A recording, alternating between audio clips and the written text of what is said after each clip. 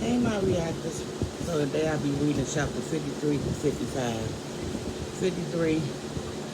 That felt so good, Chloe.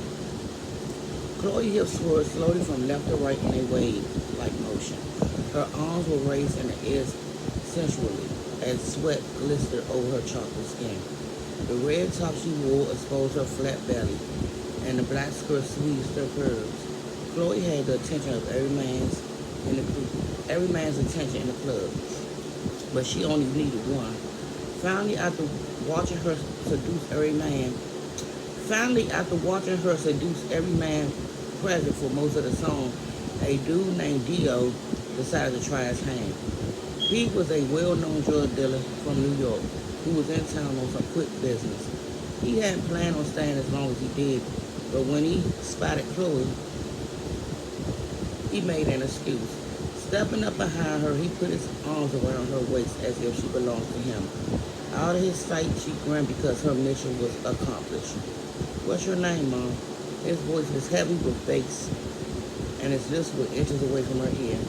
He wore cologne, which normally make her illness worse, but the scent was light and rich. I've been trying to get at you all night. That depends, she cooed, grinding harder into his stiff penis as he stood in position. His warm breath tickled her ear. On what? On who you want to be? On who you want me to be? He laughed, looked over her shoulders, and down at her breast. Oh, who I want you to be? You sure about that? Because a man like me could take that many ways. I don't say things I'm not sure about. She wiggled her ass into the center of his jeans until she felt him grow. The only question now is do you have a fantasy that you want fulfilled? I don't do a lot of dreaming, he said, massaging her warm shoulders. I got too much money to make. I can sleep when I'm dead. Come on, baby. Everything has a fantasy or a wish. He grinned, but put it like this. After watching you dance all night, I could think of a few things I'd like you to do. But first I have to get you out of here to see if you feel as good as you dance. She laughed. If you come with me, you're going to love my work, trust me. Where you live, sexy? Since you're not going to tell me your name. I live in D.C. and my name is Lisa Carmine. Okay, Lisa, can I take you where you want to go? She twinkled. I wouldn't have it any other way. Chloe was dancing in her room as Dio sat on her chair in the middle of the floor. A woman's work played on a small radio, and she wasn't wearing anything but a pink lace underwear set with the crouch out of the middle. She had the stink of dancing all night on her skin, but Dio loved her musty odor. Chloe watched as he opened his jeans, released his dick, and rubbed himself to a thickness. She looked at the time on the clock and wondered when the plan would go into action. The anticipation was killing her. Lisa, get over here, Dio asked. I'm tired of looking at you from afar. I want to feel you. She moved towards him. Get rid of the panties. You won't need them. Chloe grinned and eased out of the bottoms. Her vagina was neatly shaven, and she licked her lips before putting her finger in her mouth and sucking softly. The way he looked at her made her horny, and she wanted tonight to be about more than what she was intended to do. You like something you see over here? She moved slowly to him, because once I get started, there's no stopping me. You do understand that, don't you? She stood directly in front of him, and he grabbed her hand while stroking his penis with the other hand. I ain't worrying about you stopping. Just make sure you can keep up. He placed his finger between her vagina lips and took it out. It was covered in her cream, and he rubbed it under his nose so he could smell it all night. Her scent, in his opinion, was perfect. You a bad bitch. I wonder if you do this kind of shit all the time. Don't worry about all that, she told him. Whatever I did in the past won't have anything to do with me and you tonight. Chloe grinned and pulled two pills out of her bra. She popped one into her mouth before crawling on top of his lap and gyrating it on him. Why you gotta be so fucking sexy, he asked, gripping her hips to keep her in place. Trying to make a nigga kidnap you and take you to New York? You don't have to steal, she kissed. You don't have to steal. She kissed him and eased the other pill into his mouth. I'll go wherever you want me to. just as long as you treat me right. Dio got down with ecstasy from time to time, so he swallowed the pill without any water and said, "You really trying to have a lot of fun tonight. More fun than the roller coaster," she smiled. "Welcome to the party, baby." After kissing him passionately again, she ran her tongue along the sides of his cheeks. She could taste the salt from his skin and heard his breath increasing. She had him exactly where she wanted him, and the poor man hadn't had a chance or a clue of what she planning for the evening. "Hold up, Ma." He felt like his neck was heavier than usual. "What you just give me?" "Something to take some of the pain away." She eased off to him and grabbed the rope and unlocked her bedroom door. 5 seconds later, Shadow and Mia helped her into the bathroom. "What's going on?" Dio asked, although his words were hardly audible. I thought you lived here alone." "Just stay calm, baby. We're going to make this as painless as possible. The more you fight, the harder it will be. So just go with the flow."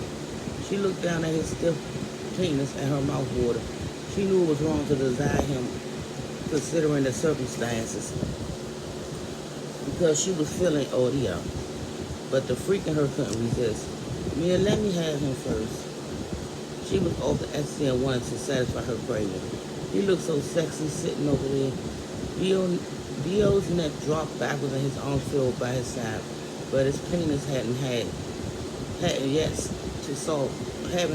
solved 10. "Well, we ain't got time for all that." Fur leaned on the Shadow as Mia placed a chair next to Dio so Fur could sit down. "What's going on?" Fur asked. "Who is he?" "We got him for you," Chloe said. "Isn't he perfect?" Focusing back on Mia, she said, "Please let me fuck him before you kill him. It ain't gonna be no place." "It ain't like he going no place," Chloe begged. It only take me a second." Mia ignored her and said, "Where's the blade, Chloe? We don't have time for all that other shit.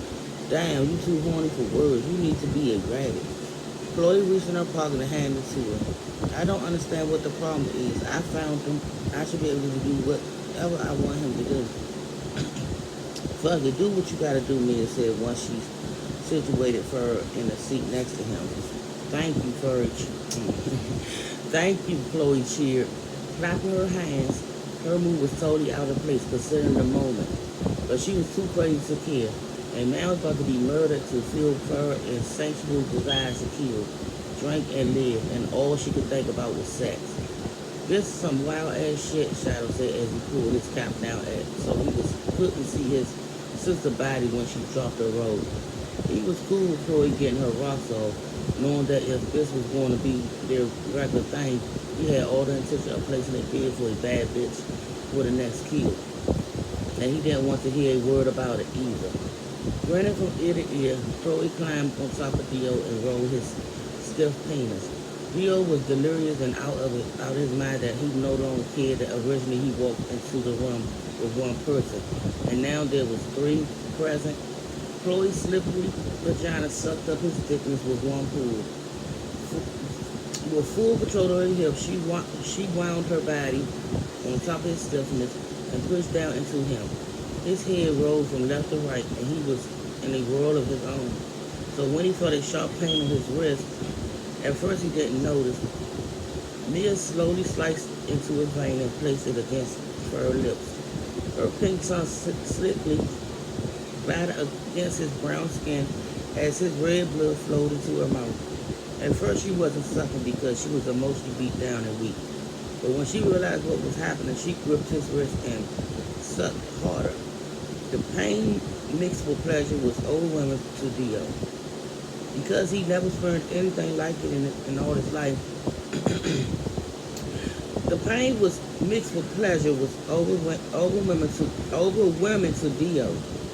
Because he never experienced anything like it in all his life. Fur, warm mouth on his wrist, coupled with Chloe's hot vagina on his penis, made him both confused and aroused at the same time.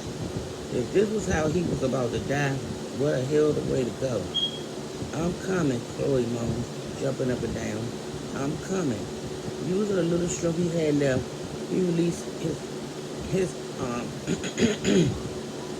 He released his cum into her vagina. That feels so good. She placed her hand on both sides of his face, snaked her tongue into his mouth, and sucked his bottom lip. It was his last ounce of pleasure before life escaped his body.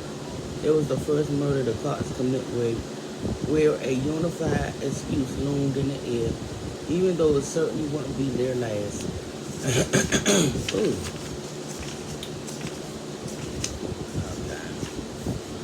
I'm going to just read I'm going to read this upper chapter 40, 54, because I got to get some water. Chapter 54. Tell me that after you hear what I have to say, Lisa. Lisa sat in the car with Courtney and Lay, wondering who the guy was who entered the apartment with Chloe. After speaking with Randy and finding out Fur lied a lot, she decided to snoop around before going into the house. She couldn't believe it when she learned that Fur was possibly responsible for his own death and that Tank was still after her for getting him into trouble with the police. She also found out through Diamond D that the two men trying to kill her in the hallway that night of the party were friends of Tank. Fur had a hit on her head and they were on a mission to earn a bounty, and Lisa almost got in the way. Digging a little deeper, she also learned that a group of girls led by somebody named Boo was trying to find her so they could jump her because of what she did to Tank. Randy said he would no longer protect her and that she was officially on her own. Even though Lisa could hear in his voice that he was distraught that Fur lied about what she lived, she could also tell he would in one way or another seek revenge. She knew if she didn't get away from the apartment, she could be in danger. I wonder why he ain't come down yet. It's been 4 hours. It's almost daylight and everything. Courtney, y'all. I mean, don't Chloe fuck with some dude in the building? Yeah, but I think Coconut Friends fucked his brother, Slade. The girl name is Shining or something like that. He was at the house the other day. She put that shit in our drinks, Lisa said, peering out the window. Oh yeah, that nigga was fine as shit, lady, recollect. As Lisa thought about everything Fur was into, she decided that now was the time to tell them the truth about her. I got to tell y'all something about Fur, she swallowed, but I don't think you're gonna believe me. Girl, after meeting that crazy bitch and her family, Courtney said, I believe anything. Tell me that after you hear what I have to say. Let's see how many chapters. Okay, I think I can go into 55. Chapter 55. When I was younger, I used to play for you, Fur. Fur was finally on her feet and feeling better. She was in the kitchen preparing breakfast for her sisters and brothers because of the limits they went to make her healthy. As the day went by, she would kill without regard for another person. She was beginning to feel invincible. From this day forward, she was on a mission to do whatever she could to survive, even if it meant drinking blood. It was a good thing because she had a big week ahead of her. For one, Rhonda's shower was Saturday, and she still had to move on her plans to get Lisa fully out of her apartment. They already paid a service to clean the shit from Lisa walls, and Fur went hard by throwing most of her stuff in the storage area in the building. She wanted to move things along because she had taken too much of her time. The nights went out the window, and she would step to anybody who got in her way. The only thing she allowed to stay inside of Lisa's room were her computers and purses, and that was only because they were valuable and could be sold if she didn't run her the back rent she owed. After finishing the pancakes, she removed them from the stove, buttered them, and placed them on the counter. She was about to fry some eggs when there was a knock at the door. Wiping her hands on the towel, she looked through the peephole and saw Randy on the other side. Gas escaped her body as she quickly paced around in place. She couldn't believe he came over her house, and she couldn't believe she was home. That meant he knew she didn't live with Brownie. If Lisa came in or her sisters or brothers, she'd be caught red-handed. Fuck, she said in a low voice. How did he know I was here? Fur, either open this motherfucking door or I'll break this bitch down. I know you in there. Don't fuck with me. She backed away from the door and sat on the couch, placing the tips of her fingers in her mouth. She chewed on her nails to settle her nerves. There was no getting out of this situation now. Bitch, I know you went in. Your roommate told me everything. He banged on the door like he was the police. I put out no less than $50,000 on your ass in less than 6 months, and you curling me like this? Bang, bang, bang. You never lived with your fucking mother, so why the fuck you lie? It was silence. You want to play it like this? He was breathing so heavily that she could hear him from the other side of the door. You better wear a bulletproof vest, bitch. Whenever you step outside, I got a 50,000. I got 50,000 for whoever murders you. I ain't got to do shit but sit back and watch them work. He laughed. I get up with you later, believe that. When he left, she tried to pull herself together. She thought about the way D.O.'s face looked as she sucked the life from him. He was so sweet that she trained him, so he could last her for the rest of the month. What good would it do for? What good would it do her to worry about Randy right now? If he was going to make his move, he was going to make his move, and there would be nothing she could do to stop him. Suddenly, she thought about getting a new victim, so she could feel even more powerful. There was something about the act that drove her more than the taste. From the moment Fern discovered she had porphyria, which started the legend of the vampire, she was obsessed with making it go away. Unfortunately, wishing didn't work until the day she met Grand Mike. So what the doctor told her that drinking blood was an urban legend, she felt better when she killed and would continue to do so until she was arrested or murdered. After frying the eggs, there were a few quick raps on the door. She doubted Randy would come back, but that didn't stop her heart from pounding outrageous in her chest. Like a cat, she quietly moved towards the sound, increased her height by standing on the tip of her toes, and looked out the peephole. A smile covered her face when she saw Slade. What a great morning treat. She examined her clothes, dusted herself off out the door. Hi, Slade, were you here for audio? Because I think you walked to the store with my sister. I'm not here for him.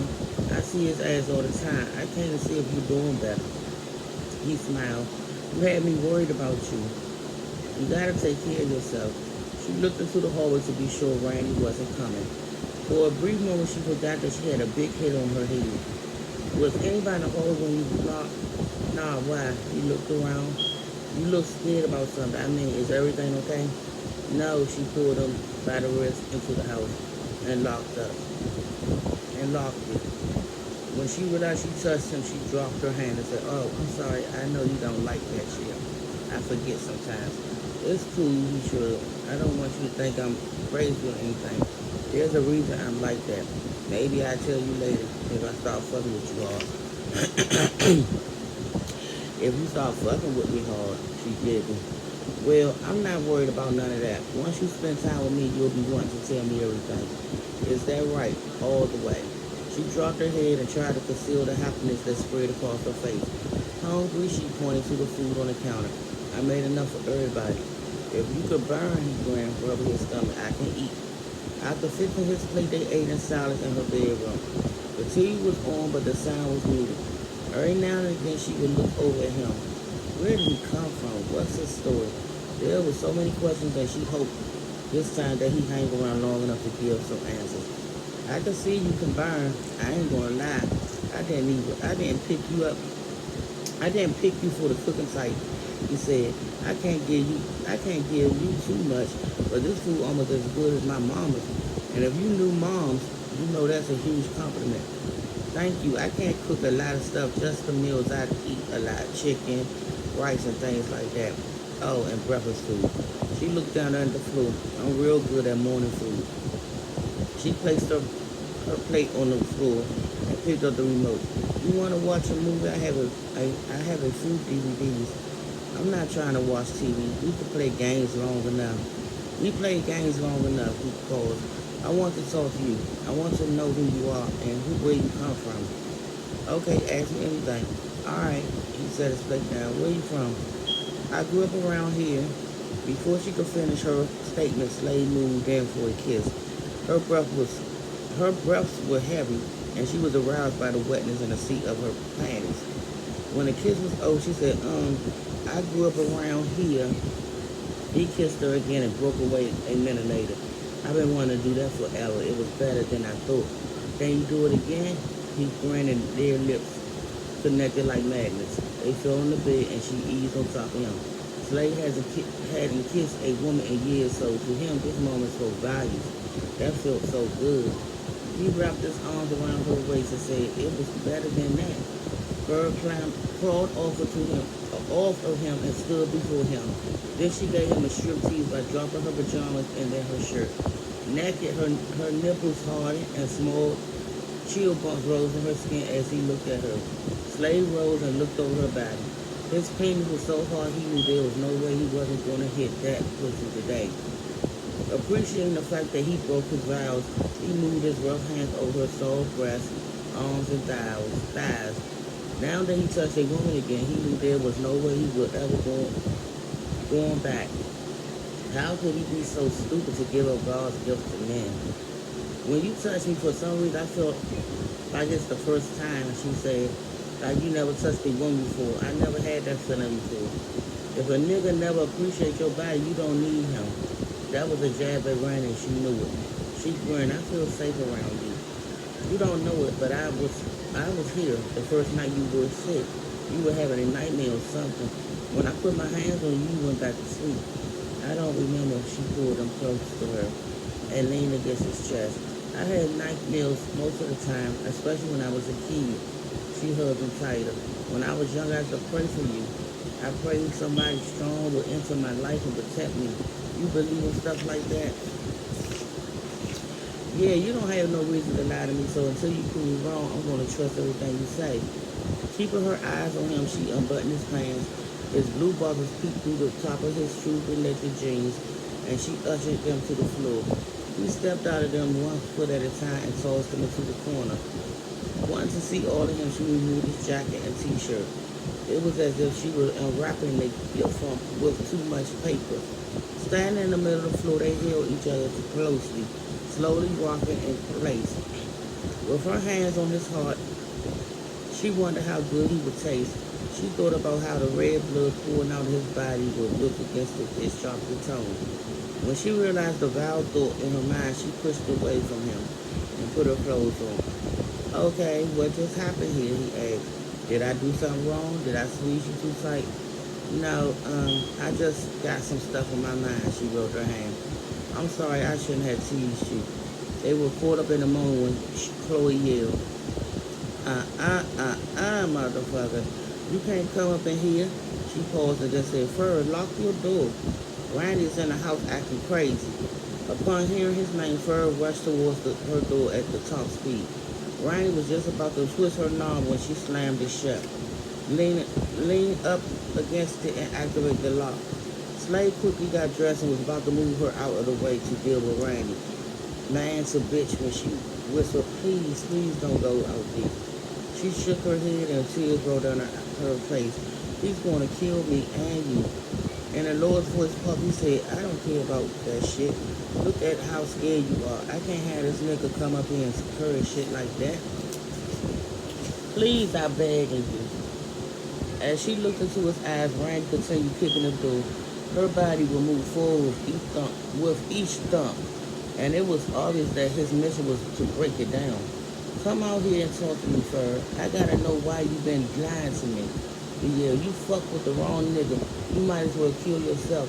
You better not have no nigga in there. Let me go out there and slave with it. That nigga's a fucking punk. I can handle him, Fur. Trust me. Please don't, she sobbed. She sobbed. Don't go out there. I'm falling in love with you and I don't want you hurt. Slade bit down on his bottom lip and tried to hold it together. Hiding from a human being was not his thing. Randy continued to kick and bang on the door when they heard Shadow say, nigga, what the fuck you doing in my crib? The last thing she wanted was Shadow and Randy to get into it. He was in jail most of the time, further with him, but he still heard the story. Shadow, I ain't got no beef with you, Randy said. Your shit's between me and your sister. If you think beefing with my sister means you don't got a problem with me, You don't know shit about me, Shadow said calmly. She ain't trying to be with you no more. Just leave it at that. Cool? Fur listened intently. But Randy responds.